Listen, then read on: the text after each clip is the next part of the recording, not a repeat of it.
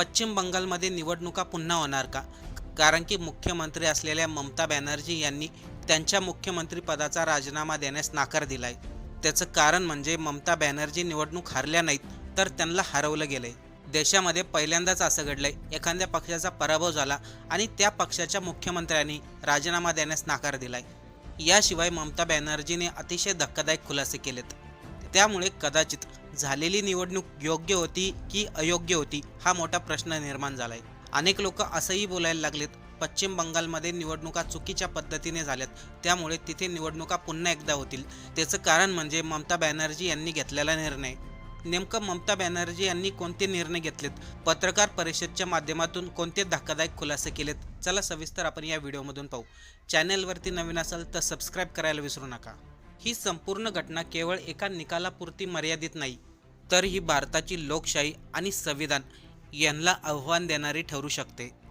काल बऱ्याचशा राज्यांमधील निवडणुकाचे निकाल लागलेत, त्यामध्ये पश्चिम बंगालचा देखील निकाल लागला.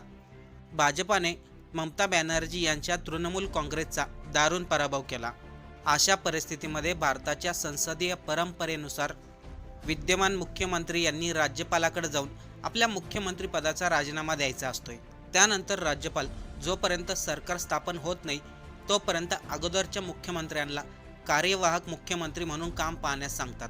पण यावेळेस परिस्थिती पूर्णपणे वेगळी आहे. ममता बॅनर्जींनी स्पष्टपणे सांगितलं, मी निवडणूक हारली नाही, मला हरवलं गेलंय, त्यामुळे मुख्यमंत्री पदाचा राजीनामा देण्याचा प्रश्नच येत नाही.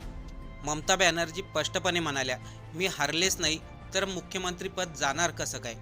ममता बॅनर्जीच्या या विधानामुळे फक्त राजकीय वातावरण तापलं नाही, तर घटनात्मक प्रश्नही निर्माण झालेत. पण सर्वात मोठा प्रश्न आहे, पत्रकार परिषद घेऊन ममता बॅनर्जीने कोणते असे धक्कादायक खुलासे केलेत? आत्ता जी काही घडामोड चालू आहे त्यामध्ये राज्यपालाची भूमिका महत्त्वाची ठरणार आहे. जर मुख्यमंत्री राजीनामा देत नसतील तर राज्यपाल काय निर्णय घेणार?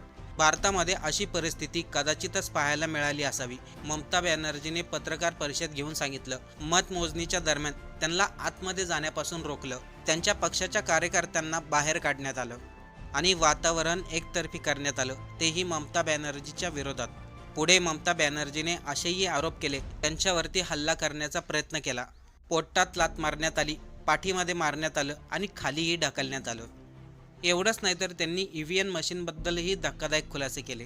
त्यांनी सांगितलं, सकाळपासून मतदान चालू होतं आणि मतदान चालू असताना EVM मशीनची बॅटरी कमी होते, पण संध्याकाळपर्यंत ती बॅटरी 80% होते.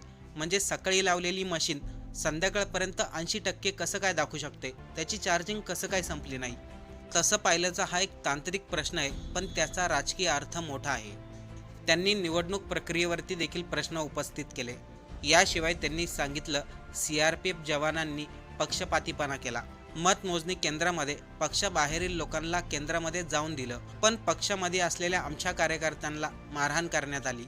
मतमोजणीच्या वेळेस जाणून बुजून CCTV बंद ठेवण्यात आले. ही पारदर्शकता नाही, काहीतरी मोठा गोड बंगाल आहे. लोकशाहीचा गळा घोटला जातोय. ममता बॅनर्जीच्या या सर्व आरोपांमुळे निवडणूक आयोगावरती प्रश्न उपस्थित झालेत. पुढे ममता बॅनर्जींनी सांगितलं, राहुल गांधी, सोनिया गांधी, अखिलेश यादव, उद्धव ठाकरे, अरविंद केजरीवाल, तेजस्वी यादव, शरद पवार अशा अनेक नेत्यांना फोन केला आणि त्यांनी ममता बॅनर्जींना पाठिंबा देखील दिलाय. पुढे ममता बॅनर्जींनी सांगितलं, आयुष्यभर लोकांची सेवा केली, पगार घेतला नाही, पेन्शन घेतली नाही आणि आता त्या कुठूनही निवडणूक लढू शकतात. हे विधान एकीकडं आत्मविश्वास दाखवतं तर दुसरीकडं राजकीय नीतीची झलक दाखवतं. त्यांनी त्यांच्या पक्षातील कार्यकर्त्यांवरती होणाऱ्या अत्याचाराचाही उल्लेख केला.